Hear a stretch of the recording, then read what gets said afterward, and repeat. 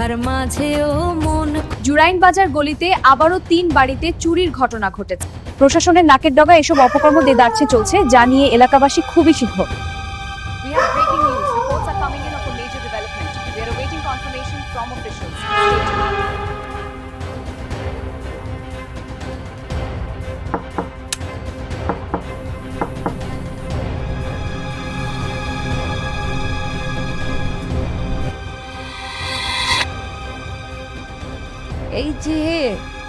এই যে নিহান চৌধুরী, নিচে নামো। ফুলিয়ে দেন।